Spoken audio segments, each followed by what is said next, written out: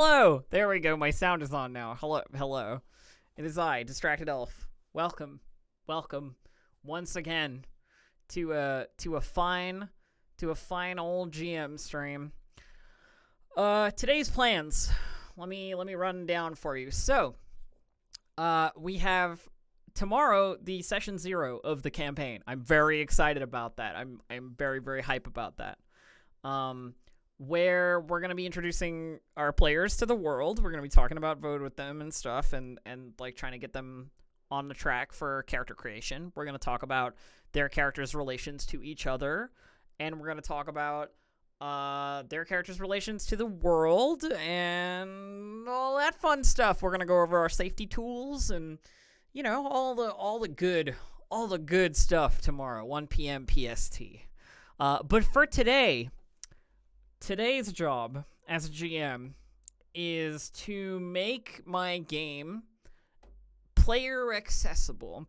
What I mean by that is like filling the handout section with like references, like quick rules references and things that they might need to like look up if they were, you know, say new to the game and needed to know what advantage could get them in a situation or what they can do with their action and maneuver in a combat phase and that kind of stuff. So we've gathered a rather sizable selection of references, and we're going to cherry pick the ones that I think are the most useful and then fill in other stuff as we go. If I need vehicle references, I will add vehicle references and so on. But I want to do that today because I think next week's GM stream is going to be all about making sure we have stuff on Vode that all the characters will be interested in. Making sure that, like, if one of them is, like, a outlaw tech or something, like, making sure we have, like, a cool junkyard setting NPC for them. Or if one of them is a bounty hunter, making sure we have some, like, bounty hunter guild presence, you know, or what have you. And I think that's going to be sort of next week, tying the characters that we would now know who they are into things. I don't expect there will be any actual gameplay tomorrow. It's a session 0, so it's more of a make the characters, communicate about the characters, communicate with my players, talk about tonal expectations, talk about safety tools, talk about all that kind of stuff. So, like, I don't expect that there will be any actual gameplay tomorrow. So we don't need to set up our, like, first scene necessarily, you know, to be ready for them. But yeah, so today we're talking about sort of player accessibility. We're talking about adding a couple of assets that I've acquired into the game. I have portraits for my wonderful villains. That we will add in. Actually, let's do that first. We'll go straight in. So, the wonderful Flying Scurious, otherwise known as Lynn, has done for me some art for my two major NPCs, Zolarax and Jandervix. I posted it on the Discord as a sneak preview to those of you who are Discord, Star Wars Desperate Gamble Discord users. But we're going to add that in to make sure that we have that available to us. So we've got Jander. It's loading. Look at that. Look at that beautiful Jander. Isn't he awesome? What a charming fellow. We've got Jander and let's get our Zolarax. And we've got Zayla. What a completely trustworthy person. I know, right? Look at this Zayla. Look at this Zayla art. Oh my god. Oh my god, my heart. My heart, and the like rebreather around her neck and the high collar. Oh, the coat. Ha. Yes, I love her. She's super cool. But yes, there are our two major villains. Zayla with her slightly more armored looking setup, and then Jander with his very political, sort of like it's almost like Palpatine-esque, like robe thing. I love the texture on the like the like sort of drape part here. It's great. It's great. If you want to see the high qualities of those, they're in the art section of the Star Wars Desperate Gamble Discord, currently. So join that, and you can see it in full glorious detail. Yeah, very Palpatine and Phantom Menace, right? Like charming, affable politician type. I'm into it. Very, very, very nasty seeming, but also very trustworthy. Okay. So I love that you could totally mistake Zala for a lower level person. Yeah, that's the idea, that she be sort of street level in appearance, but everybody knows, like the Unico people know that she's not. But the players will indeed meet her, I think, fairly early. Looking forward to session 0 tomorrow. Yeah, me too. Okay, so stuff that we're doing today is quick references. So we want to add a folder. We will call this quick references. And in the quick references folder, we'll put it down. We'll put it here. That's fine. And in the quick references folder, we will add handouts. We'll just add a bunch of handouts, and then we will edit them as necessary. So I have, from my lovely friend, Raifadane, who has been helping me in the background with all the Star Wars resources, I have several folders worth of references from the books. So we have things like, for example, we have like what you can do with your triumphs, for example, like character combat action sheets, stuff like that. Additional actions that you can take and do, and I'm just opening it up on the screen because you see what I mean. It's just like it's a reference image, things like that, which will help us with getting our players sort of situated in like knowing what it is that they need to know. Okay, weapon qualities we're definitely gonna put in, but first of all, we want to have advantage. Probably it keeps opening it on the wrong page because I don't want to open it in front of you. But we probably want this one, but I'm not sure that I can import a PDF into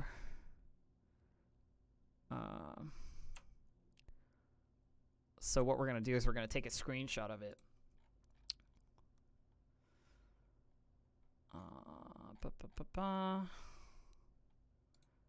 Grab my little screenshot program. Whoop. And that will be perfect. Excuse my sound, dear friends. This will be advantage / threat reference. Oh, it's not a valid name because I have a slash in it. We'll advantage threat reference with a hyphen. Can you, okay? Okay, good. Thank you. Open the containing folder for that. Wonderful. Good. Lovely. And then we edit this. Mysterious note. We throw our advantage reference in here. We do advantage / threat reference. We make it visible to everyone and editable by me. And save. Boom. So now we have a little reference page here. So if a player is ever like, I have advantage, but I don't know what to do with it, now we have a way to show them what to do with it. We have like, okay, so here's what you can do with your advantages. If you have 1, you can do this. 2, you can do this. 2, you can do this. Triumph, you can do this. You know, like a number of threats is going to do X or Y. Destiny point uses are also available on here. It's great. It's wonderful. So we have a little reference sheet. Other references that we may need. Some of this is like GM specific, which I don't necessarily need to help them with. We're good on that one. That kind of reference sheet is super useful and generally not problematic to have around. Oh, this is another one that we definitely need. The ground combat cheat sheet. So this is a cheat sheet for basically like what you can do in a turn. So we'll just import this. Boom, boom, boom. There we go. Now we have the ground combat cheat sheet. If you need to know what you can do in a turn, your combat overview, what happens, you determine initiative, assign initiative slots, participants take turns, round ends, encounter ends, you know, like reset, repeat, what you can do with actions, what you can substitute them for a maneuver, and what those maneuvers do and those actions do. It also has a quick reference for what do you call it? Advantage and threat, but you can import a PDF, but it'll only ask what page you want to import. I only wanted a small section of it anyway, so I did exactly what I needed. Let's see, what else do we need here from the? I think the weapon qualities one is probably useful, so let's do that one. Just because I will need it, of course.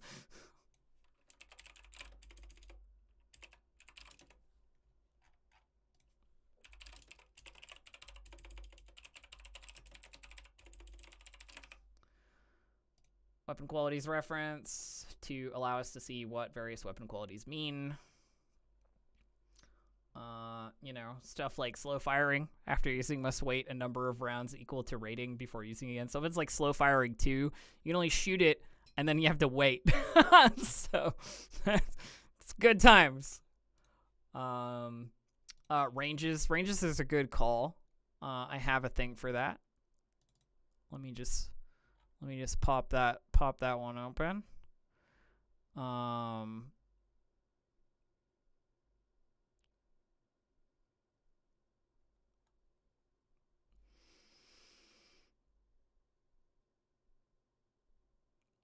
Okay. We're gonna do another like small section, I think, on this one. So we'll grab this because it's combat maneuver actions and checks in combat, which I think is worth. Okay, don't load on that screen, please. I need you to pay attention to me. Okay, we're gonna do ranges / combat maneuvers. Perfect. Oh, I keep doing that. Me and file saving. I'm like, oh yeah, I can't put a / in it, obviously. Elf, come on. Alrighty then.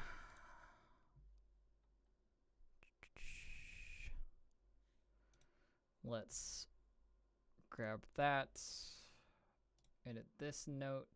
Grab it from where I've saved it. Throw it in here. So this lets us know, you know, how difficult our various combat checks are going to be. This is mostly a DM thing. Like I'm the person who needs to know this, but also like if you're a person using a medium weapon or a long range weapon, you want to know how difficult it's going to be on a baseline. Then you know it's fair that I like have that available. Sorry, my desktop is being a little like what are you doing moving things all the time. Okay. So this is going to be ranges / combat maneuvers. I've also messed up references in my weapon quality references.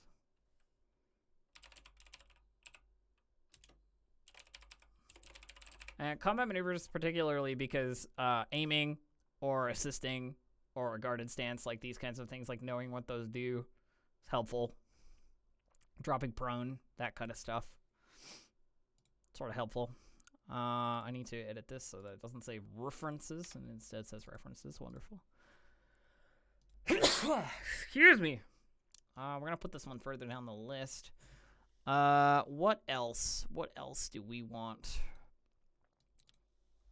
I mean, we'll need vehicle. We'll probably need vehicle stuff at some point. we could put the critical chart in. I mean, the critical chart is a fun one. The stuff that happens when you get crit. Some of them are very bad. Some of them are not so bad, but most of them are fairly dangerous. Thank you, everyone who's blessing me in chat. Appreciated. I am blessed. Okay. I just said bless you out loud. I heard you, pleasure nerd. Don't worry. Or do worry. Dun, da, da, da. Okay. Anything else I need to worry about on this page? No, it's stuff like falling or environmental modifiers or what have you. I really love that shooting in fog is a plus to negative circumstance bonus, and shooting in heavy fog is a +3. It's gonna make shooting really difficult.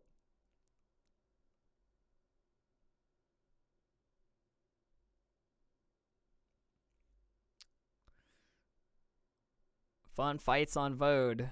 Everybody's like shooting into like the darkness. A lot of melee, I bet. I mean, that's why the Fog Raiders all have axes. But I will say, like, there are gonna be ways they can clear that fog. You know what I mean? You're like, firing into it enough is probably gonna, like, you know, clear. Flamethrowers, easy way to clear. There are ways to disperse environmental effects. You know what I mean? And the players will just have to be what do you call it? Smart. Oh no, I'm banking on my players being smart. What have I done? This isn't anything I need. No. This is fine. Let's put in the vehicle combat actions and vehicle combat maneuvers. I think that's worth doing right now, because that just means I don't have to do it later. Vehicle combat actions.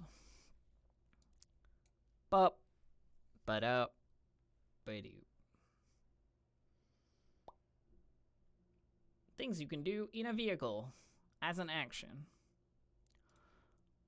We will add another handout. Drop it down to the bottom. No, still in the folder, please. There we go. And then this will be vehicle combat maneuvers.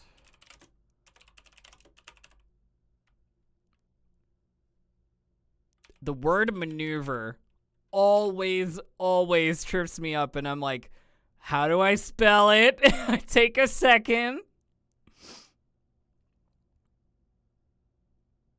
How does shooting in the fog clear it? I mean, you're shooting lasers into it. Like, the heat probably clears some. I'm not saying a lot, but, you know, if you fire a repeating blaster into the fog, I imagine the heat displacement would do something. And as the GM, I'm allowed to say that it would. Okay, let's see. I could put in the weapons reference, but I feel like you can just pull that from the book, and it doesn't really matter a whole lot. But we will just put it in just for my sake. For my it's like for my ease of looking up rather than for the players' ease. Yeah, let's do weapons reference. Which is just a list of like weapons and their general stats. Ranged and melee. Boop. There we go. You want to see? Here it is. Various possible things. But like, this is great because it's like, okay, heavy blaster rifle is auto fire but cumbersome, but we don't know what those do. So we go to our weapon qualities reference, we look, and it says auto fire increases difficulty of attack checks by 1, may trigger multiple times to generate additional hits, and then cumbersome is must have a brawn equal to rating or increase difficulty by difference to all checks. So you gotta be brawny to carry that gun around. Stuff like that. It's too late in the process to envision war fans, right? It's never too late in the process. That sounds like something the Fog Wardens would use. Like weird fucking tactics and strange weaponry. That sounds very Fog Warden-y. You want to, just for reference, I'll show you who I'm talking about. Look at these Fog Warden boys.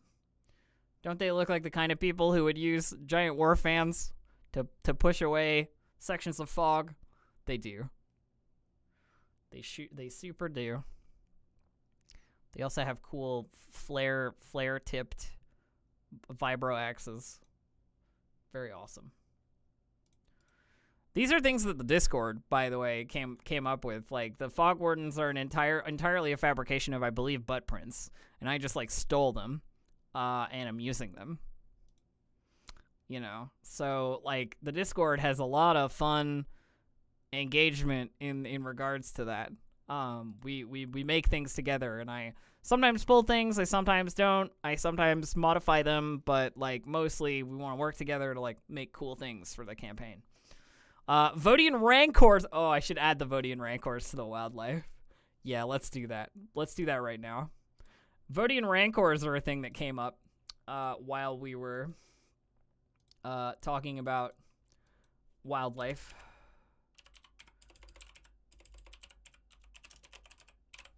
I believe I have the image for the Vodian Rancor.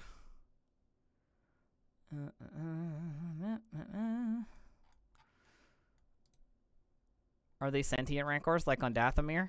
I believe something was written about them. We will read it out together. Okay, that's the Fog Raiders minion. Where's the Vodian Rancor? There we are.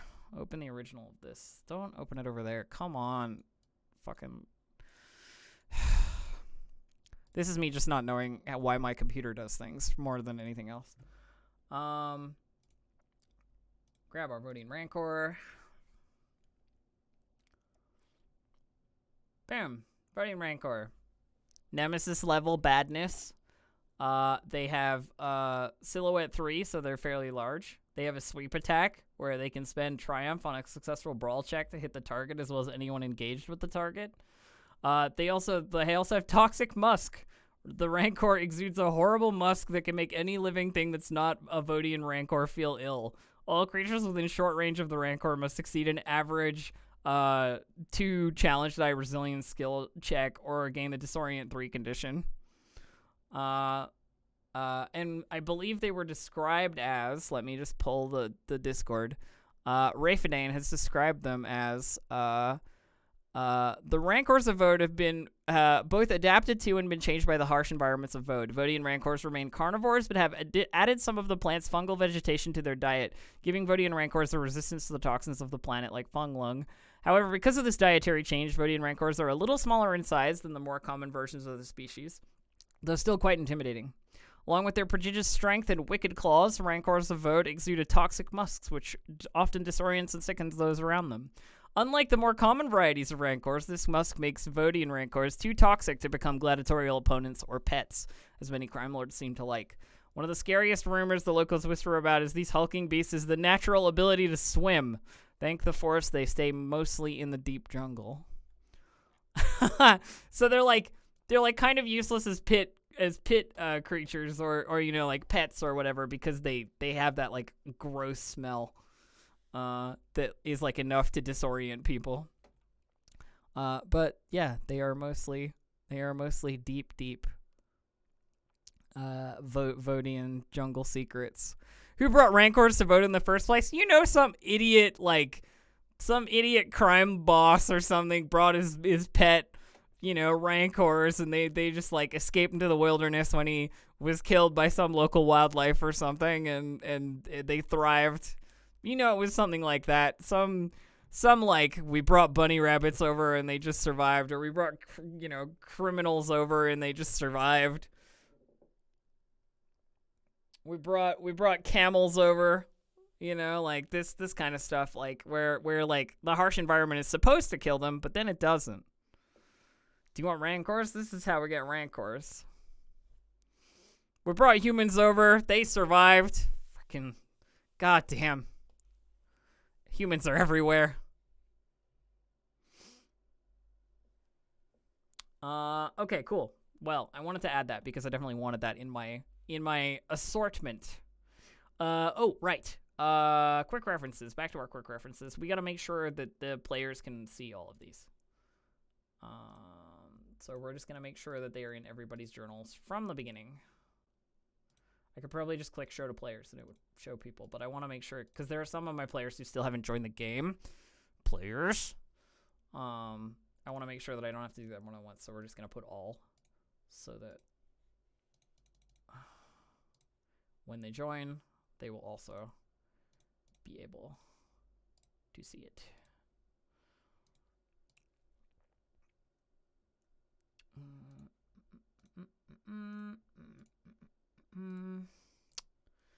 Editing things. Bam, there we go.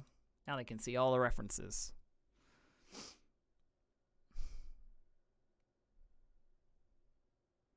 Rancors are probably more akin to domestic cats in terms of their devastating effect on the ecosystem. Then again, rancors are actually pretty chill and probably less murderous than cats. I mean, I don't know.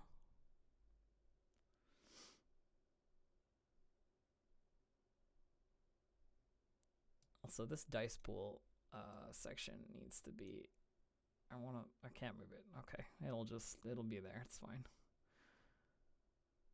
We're gonna delete Dirk Star Smasher because we don't need him anymore. So long, Dirk. We're gonna move the character section up here. No, come on, do it. Okay, you don't want to do it. That's fine. We'll move you here, and then we'll move these characters into here, which is what I wanted to do. There we go. And we'll put the dice pool at the top because I want to have access to that. Bye, Dirk. So long, and thanks for all the fish. Indeed.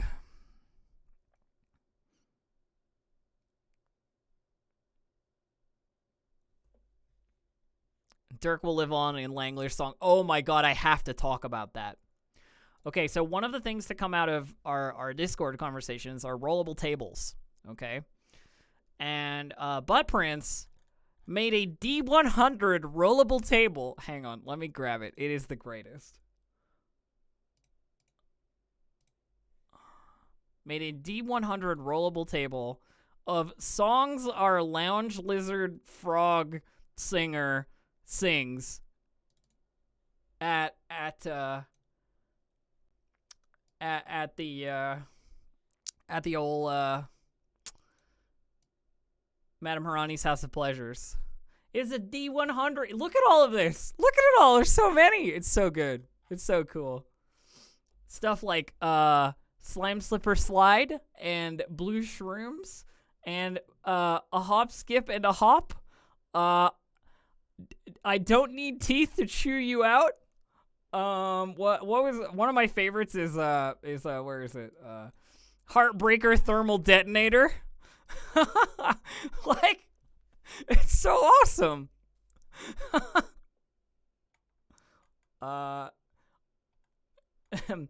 There's a couple that aren't songs as well in there that I quite enjoy, like where it's just like seemingly endless Halakett solo from Langlear. His band takes a break, rolling their eyes, for example, or experimental instrumental song that seems to frustrate dancers with its change in rhythm. We've got Langlear's telling an embellished story about his escapades, accented by the musical stingers from his band. It's so good. It's like this is just like, it's just pure awesome, like fluffy creativity, and I love it. I love it so much. I'm definitely gonna add this. I think I can just copy paste. If I just whoop and I just scoop it all up, I can put onto my handouts. I'll make a new section for rollable tables. Moral of the story. Yeah. We're gonna add a folder. We're gonna call it rollable tables. we're going to move that folder to the bottom.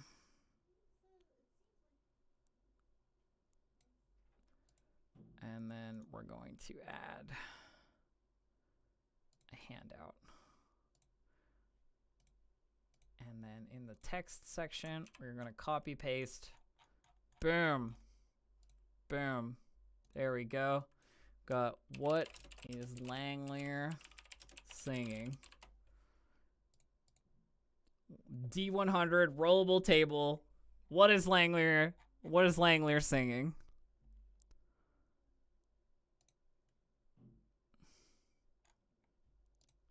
I look forward to the players being like asking me about it and then me just having an entire rollable table available. Thank you, Bud Prince. Let's roll a D100 and see. 20. The answer is improvised croaking to a beat on our first roll.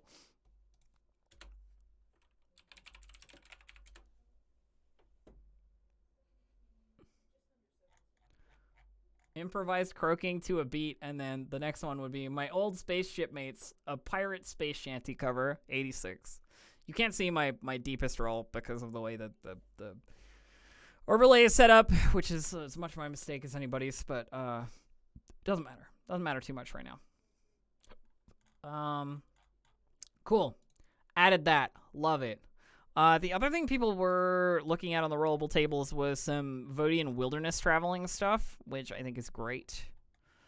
When it is more of a thing, you know, when we've got like 10 or 20 results, I'll probably add it, but it seems like people are just adding things as they like, which is great.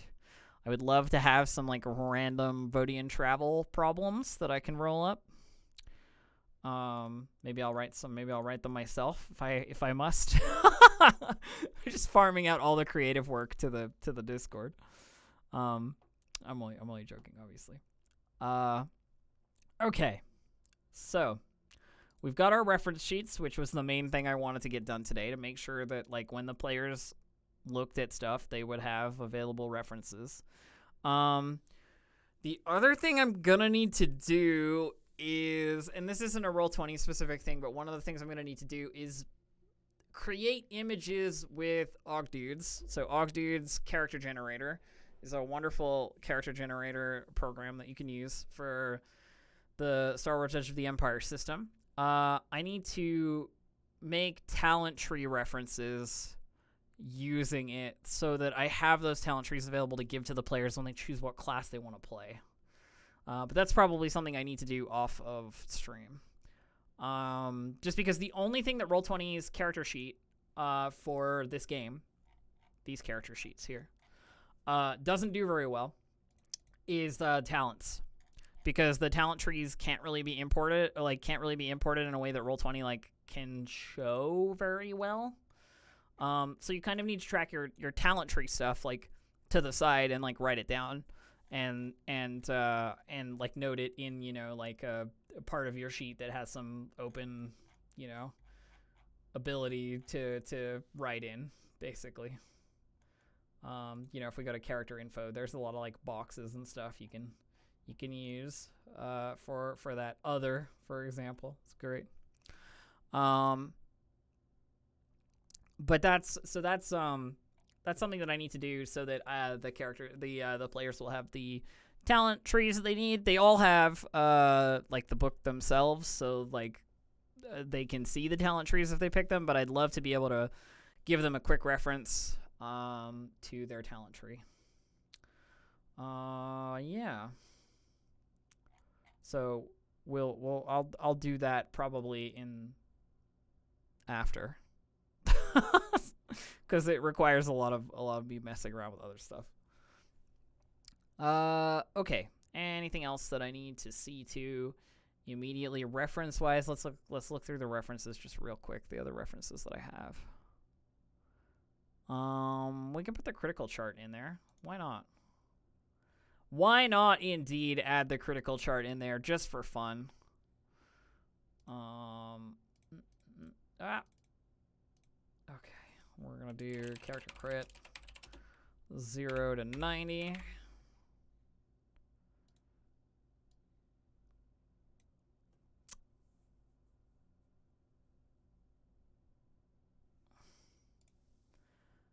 And then character crits. 91 to 151. All the bad stuff. Some very nasty criticals. Oh, I should do the player journal. Player journal editing. Okay, cool. Good. Yeah, probably the additional vehicle actions as well is a good one to have. So we will add a handout for additional vehicle actions.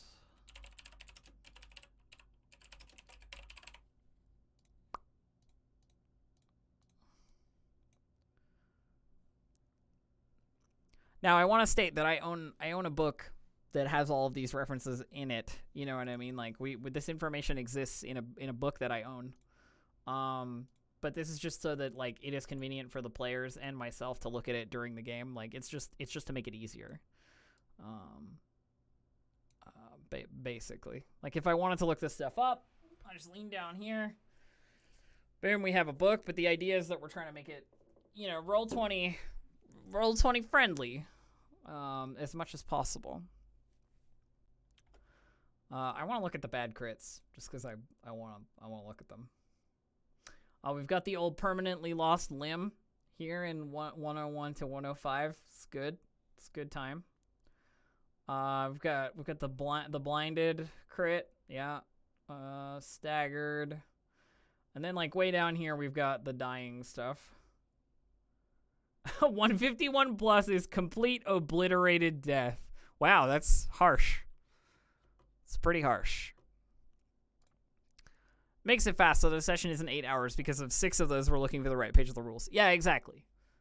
Precisely. Having the references means if somebody's like, well, I have advantage, what can I do? I just go, refer to this. And then they know what they can do with their advantage. It's right here. It's written right here. You know? Or, you know, I don't know how difficult it is for me to do this. How difficult is it? I mean, I know the answer, but, like, if they want to look it up, it's right here. So on. So on, so on, so on. No disintegrations. Yeah, disruptor rifles will do that, yeah. Complete obliterated death, yeah, it's not great. What's our, like, 90? Increase difficulty of all skill checks by 1 until the end of the encounter. Okay, I compromised,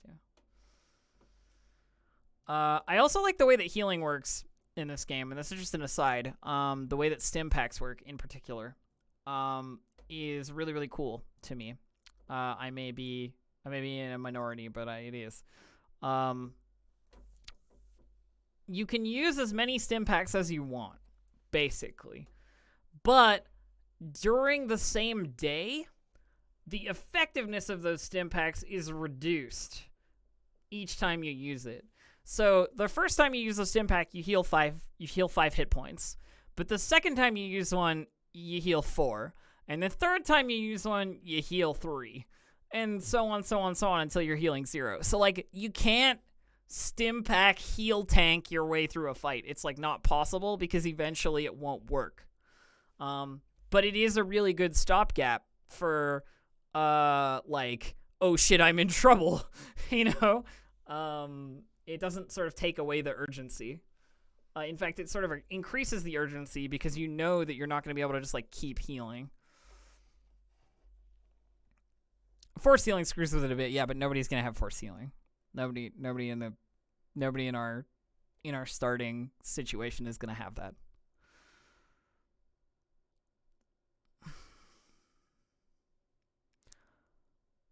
But yeah, so that's I thought that was pretty cool. The other thing we could add is we've got some basic gear cards that were thrown together again by Rafidane, our lovely assistant behind the scenes, Rafidane, who's in chat there. That we could add as possible handouts. It's just stuff like you know, a blaster carbine, but like pretty. You know, and these are images that we've made with the Ogdude's character creator thing, basically, which is why it's cool. You know, you can just add like some basic handouts. We were talking about stim packs. Here's the stim pack, for example.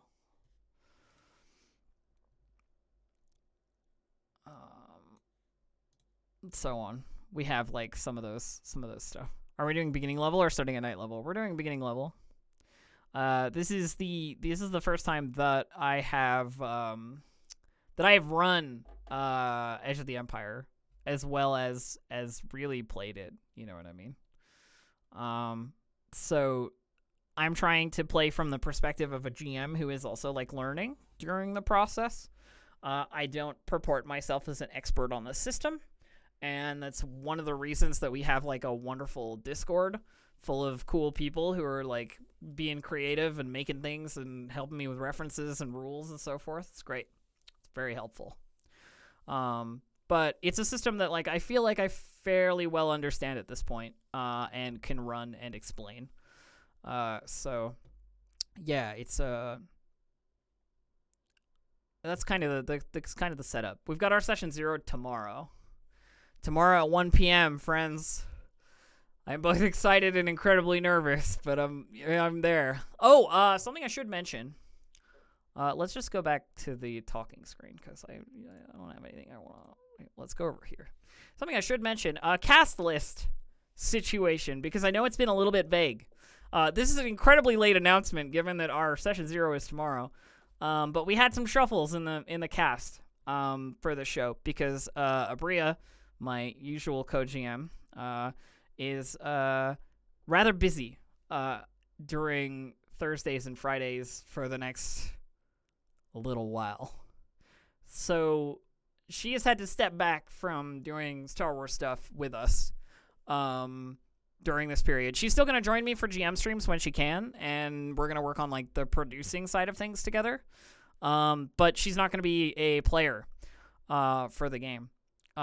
So we have instead gotten Andrew to fill Aabria's shoes for the player side of things. Andrew, who some of you who are Roll20 long-timers might remember from such gems as Tomb of Annihilation or Burning Wheel or Apocalypse World or about 100 other things I played with them during a period where we were basically doing that stuff together.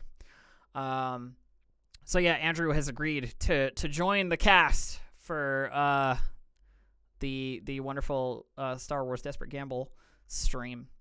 So it is to define perfectly for you the cast list. It is myself as the GM, Aki, Dave, Gabe, and Andrew as players.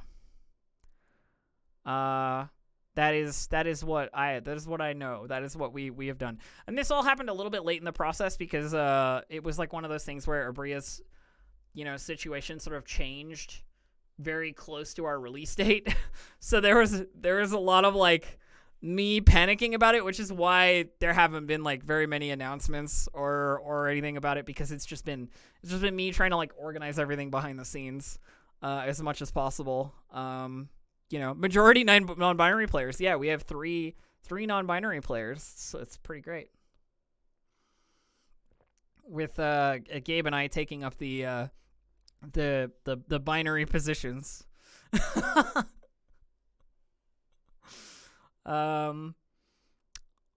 Yeah. Is the character creation individual or as a group? We're gonna be building it as a group tomorrow. So it's gonna be all 4 people building characters with me tomorrow as a group. Could always have record some sick Jander video logs. Yeah, some villainous video logs, definitely. At least we've got a fantastic crew, and we'll still see her in Rime. Yeah, so Aabria's with us until the end of Rime, I believe, for D&D, and then long break because of schedule. And then, like, we're hoping that Aabria will join us for, like, Season 2 of Star Wars, or, like, later on, you know what I mean? Even if I have to just, like, add another player and have 5, I will do that if Aabria wants to join back in. But it's, it's a shame, but also a massive blessing that I get to play games with Andrew again. I'm very excited about that. Andrew and I have always had a good, gaming relationship. You and Gabe are our binary sunset. Yeah, apparently so. we Please don't. Pleasure nerd. Don't everybody shout butts to make up for Aabria's absence. I appreciate the solidarity, but yeah. So the other thing we could do today, my dear friends, is talk about our yellow text. It's Star Wars, so we need a yellow, like a scrolling text, right? We need like an intro blurb. We don't have to write that today because we don't know the characters yet, right? We could write it next week, and I feel like next week is gonna be a busy GM stream. We're gonna be here for like some time next week while we build out the world around the players specifically. But we could write our yellow text today as like a general, like, it doesn't matter what the players are doing. Here is like the general setup yellow text. You know what I mean?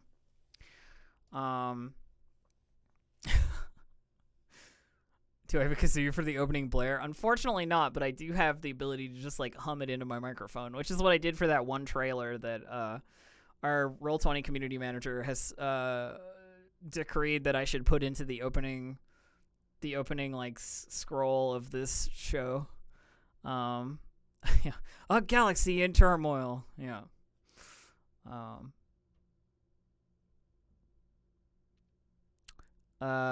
But yeah, so that's another thing that we could do. Write our scroll.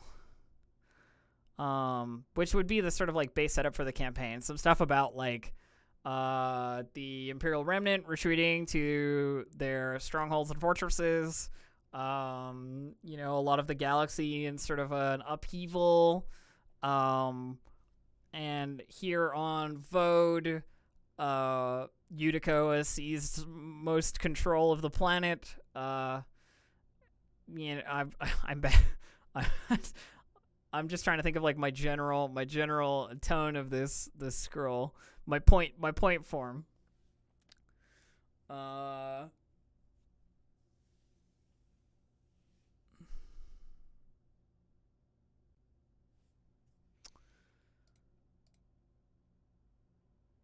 Oh, the Empire is still around. They're still around plenty. They are not no more.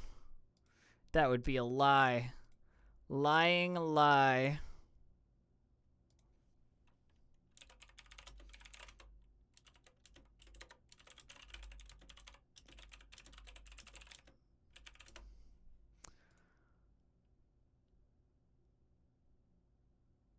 Utico is cast as a bulwark of stability and order on Vode. Yeah, I believe that's a kind of good idea. Sort of stabilizing force on this otherwise lawless outer rim planet. Now that Imperial presence is withdrawn, kind of thing. This is after the death of Sidious, right? Yeah. So for those of you who don't know, we're sort of setting it post Empire. So stuff that may come up when we start leaving the planet, going to other places and other, adventure. Stuff about like the Republic and their like political system and like the way that the vacuum of power has affected the Outer Rim. The way that the Empire's withdrawal has created like a bunch of problems with like the economic system of the universe, because like I don't know, any change in like huge power dynamics has got like a lot of upheaval, a lot of problems. So it's a great time to be lawless Outer Rim scum and villainy characters. Though we'll be talking about tonal expectation tomorrow, because that is more of a hey chat, hey characters, hey players, what kind of game do you want to play? Like we don't want to have like an oh are we the bad guys moment if that's not what we want to do. You know what I mean?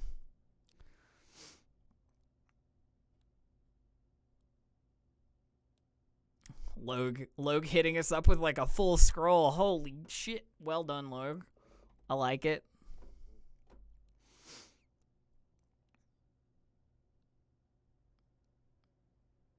I like it. This may be something I need to workshop a little bit on my own. I feel like on stream I'm so on the spot when it comes to writing. You know what I mean? I'm just like, I don't know, guys. Yeah. I like your tone here, Log. It's good. It's the good stuff. I've also been thinking about how I'm gonna start the campaign, like actually start the campaign. Like, where do I want the players to be when the action starts? Do we want to give them, like, an in medias res beginning where they're, like, in the middle of some danger? Do we want to, like, give them a typical, like, cantina opening, you know, in Madame Harani's? Do we want to... John Harper, imagine the coolest opening Star Wars scroll.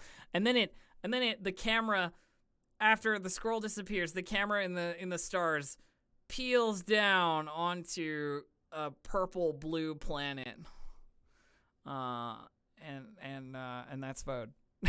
You know, you gotta have like some like space setup. That might depend on how well the characters know each other before the beginning of the action. I totally agree. We'll see what the characters come up with in relation wise. Like I said, I think next week's GM stream is gonna be busy. Next week's GM stream is going to be a busy one. This one is kind of like, we've set up as much as we can. We're waiting for the players a little bit. You know what I mean? And then tomorrow, they will do their thing, and I will be ready. We'll see what they come up with. Gabe mentioned, vibing on some bounty hunter action, so I've been percolating that, you know, briefly, trying to decide what that might look like. But bounty hunter Gabe is probably gonna be awesome.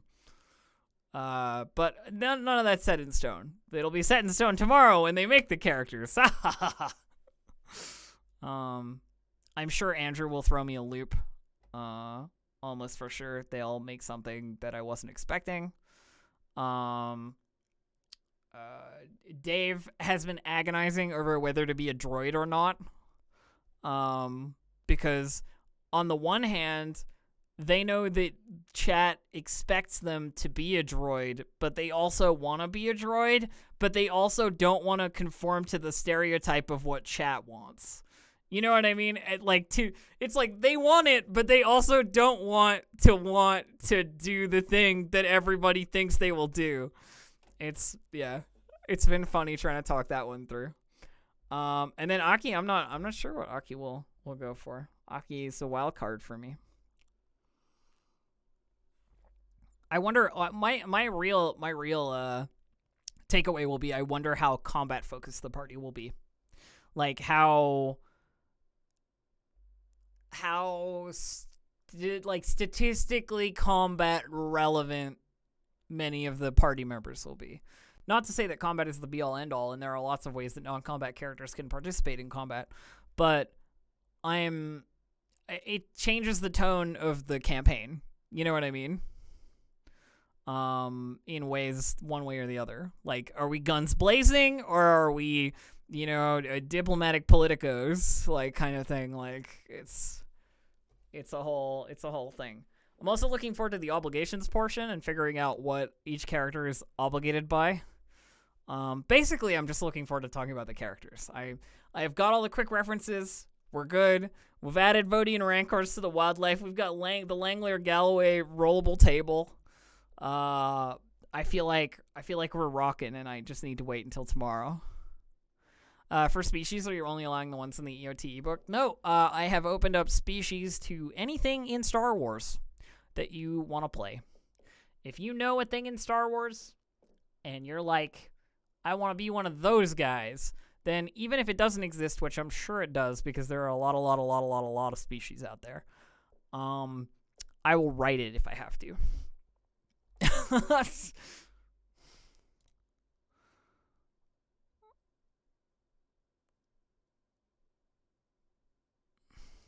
That's what I said about species. Class-wise, however, we are limited. We are limited to Edge of the Empire. I don't want to expand too far into splat books or anything like that because I don't know what's in them. And not to say that what's in them is bad because it probably isn't. But as a new GM to the system, I want to limit my scope. I want to make sure that I understand all of the stuff that could be coming at me. I want to make sure that the players are not overwhelmed by like the 3.5-esque like mass of content that is out there for them to grab at from splat books. I want to just like basically just limit my scope a little to start and then open it up as we go. The two books that I have are the Edge of the Empire core rulebook and the Force and Destiny core rulebook. Force and Destiny I have specifically in case anybody wants to go in that Jedi kind of like direction, and we can build from wherever they start through using Force and Destiny. That's the game plan. So I think, my friends, that that'll probably be it for today's GM stream. We'll take like a 10-minute, like let's chat it up. Ask me about anything you want to.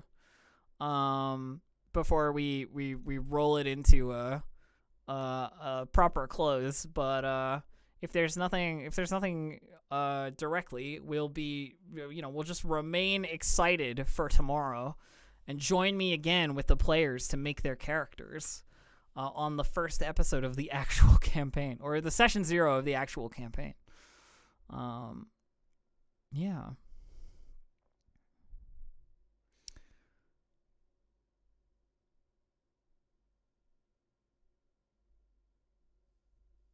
Ooh, I like it on original poster. It's good. That's a good scrolling text. Sneak peek, what would my character have been? I think I would have gone for probably a hired gun marauder Trandoshan lady. Because nothing says hell yes like a giant lizard about to kick your ass with a melee weapon. I think that's what I would have done. Hired gun marauder Trandoshan lady. All about that Jagnath. All about the points. For that sweet, sweet afterlife. My favorite Star Wars species. Ooh, difficult. Jawas. Jawas are probably my favorite. Jawas are good. Jawas are wonderful. Those little nerds. Little nerds stealing everything, unscrewing everything, and hauling it away. Everything that's not pinned down. Jawas are wonderful. Jawas are the kobolds of Tatooine. Yeah, they really are. Jawas can be the kobolds of anywhere if you put them anywhere. I mean, they are. Yeah, they're like little rat folk in heat protective moisture cloaks. Apparently Jawas smell really bad. That's a feature of Jawas, in case you didn't know that, chat. They smell bad. Do we need Vodian Jawas? We're gonna have Vodian Jawas, even if it's just like a wildcat settlement of Jawas that ended up here somehow. We're definitely having some Vodian Jawas. 100%. Yeah. What about you guys? What are your favorite Star Wars? Tell me your favorite Star Wars species. I'm asking questions back now. Ooh, Miraluka. Miraluka are great. We have a Miraluka tour guide as one of our NPCs. She's a tour guide to the Force ruins. Chiss is a good choice. Frog Lady's also a good choice. I don't know what they're called, those frog ladies, but they're great. Cathar also good. Gamorrean's also good. Zexto also good. Oh my god, so many good choices. Triani, yeah. I'll throw in a runner-up for those of for those of you who are interested in a more human choice. Hapens. The Hapen cultures is like hilariously matriarchal, and also they're darkness blind because it's always bright in the Hapes cluster. Deveronians, Wookiees, all good choices. Huts. I mean, I don't get the hut love, but respect either way.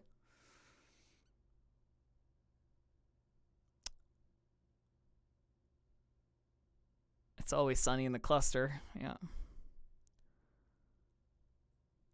Nigerians, the worst a-holes. They're kind of badass. Yeah. I mean, nobody doesn't love a good Dathomiri. In my books, Duff. Gand, Ewoks. Oh man, you guys are just listing 100 things, and I'm like, my brain is just going wild already. I'm like, people have so many disparate favorites. It's great. Things that I like are not always the things that other people like. Other people like other stuff, and I'm just really looking forward to like getting into it. Feline are some Prince Zizor action there, Rafadane. Leppy, I don't know Leppy. There's really no way to have only one favorite. No, I totally agree with you. All right. I'm just rambling now, so I'm just keeping you all here for very little GM content. I will be back tomorrow with my cast to run session 0 and play the game. And by play the game, I mean make characters for the game. I wonder who their favorite Star Wars races are and what they might make. It's very exciting. Let me do my personal shoutouts, I guess. I am Distracted Elf. You can find me at twitch.tv/DistractedElf or on Twitter at DistractedElf. I do this mostly. Honestly, my attention is like very strongly upon Desperate Gamble at the moment. I'm trying to make it the best I possibly can. I also host the Roll20 show for Rime of the Frostmaiden on Mondays at 1 p.m. PST on the D&D channel. I also have been playing a bunch of League of Legends. If you happen to be a League of Legends lover, me and my partner have been trying to do ranked queues. And then, of course, all the stuff you've seen today through my GM prep and my setting up of these quick references and the easy ways to refer to the rules for the game and so forth is all made possible by the wonderful Roll20, who, if you don't already have an account, you should go to roll20.net and sign up for free and play some games of your own. Highly recommended. They come highly recommended. I don't use any other virtual tabletop program, as you might expect. But that's it. That's it for me. Have yourselves a wonderful rest of your day, and I will see you tomorrow. I'm a little bit nervous. We're going to do it. It's going to be cool. I'll see you tomorrow. All right. Bye. Bye, nerds.